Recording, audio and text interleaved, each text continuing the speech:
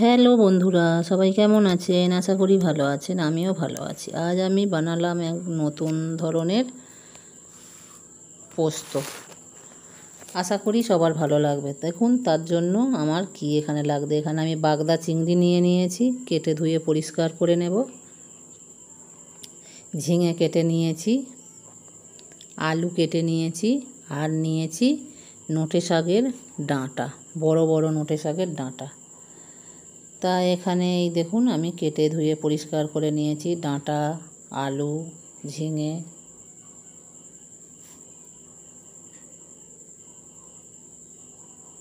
কড়াই তেল দিয়ে দিয়েছি,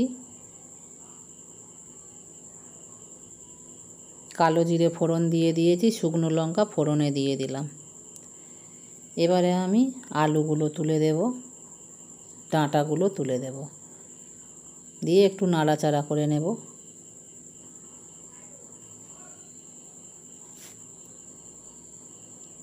অপূর্ব অপূর্ব অপূর্ব, জাস্ট অপূর্ব খেতে লাগে। লবণ দিয়ে দিলাম, হলুদ দিয়ে দিলাম পরিমাণ মতো।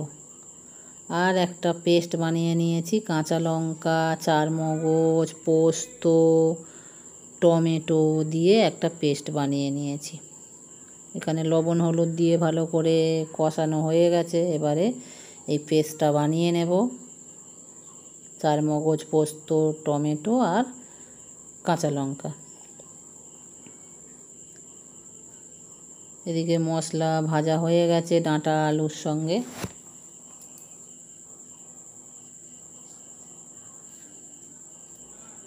এবারে আমি কি করব, ঝিঙেগুলো তুলে দেব।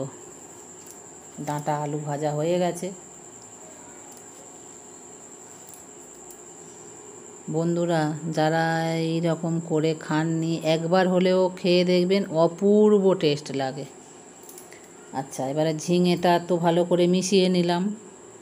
এবারে কি করব, একটু পেঁয়াজ কুচি দিয়ে দিলাম, ডুমো ডুমো করে পেঁয়াজ কেটে রেখেছিলাম, পেঁয়াজটা দিয়ে দিলাম সবজির উপরে। এটা কিন্তু ভাজলাম না পেঁয়াজটা, তার জন্য টেস্ট আরও অপূর্ব লাগবে। ভালো করে মিশিয়ে নেব, কষিয়ে নেব। এবারে আমি পোস্ত, টমেটো, কাঁচা লঙ্কার যে পেস্ট বানিয়েছি, পেস্টটা উপর থেকে ঢেলে দেব।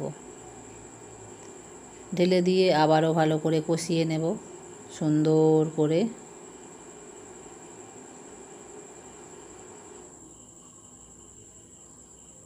ভালো করে মিশিয়ে নিচ্ছি, ভালো করে কষাচ্ছি।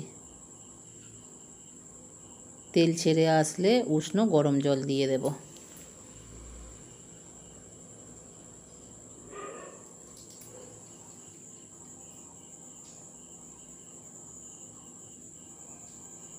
কষানো প্রায় হয়ে এসেছে। এখানে ঝিঙে আলু প্রায় সিদ্ধ হয়ে এসেছে। এবারে আমি জল উষ্ণ করে রেখেছিলাম, ঢেলে দিচ্ছি। মিক্সির বাটিটা ধুয়ে দিয়ে দিলাম। দিয়ে এবারে ভালো করে মিশিয়ে নেব।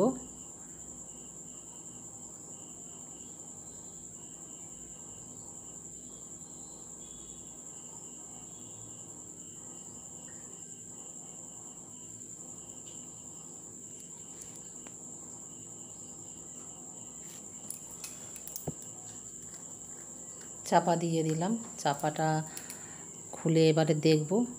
আচ্ছা, এদিকে আমি চিংড়ি ছাড়িয়ে লবণ হলুদ মাখিয়ে রেখেছিলাম, তরকারি ফুটছে, তার মধ্যে ঢেলে দিলাম। চিংড়ি আমি ভাজবো না, আমি চিংড়ি ভাজি না, এইভাবেই রান্না করি, তরকারির মধ্যে তুলে দিই। এর যে কী স্বাদ হয় কি বলবো। সবাই দেখুন, ছোট ভিডিও স্কিপ না করে, ভালো লাগবে। সবাই ভালো থাকবেন, পাশে থাকবেন। টাটা।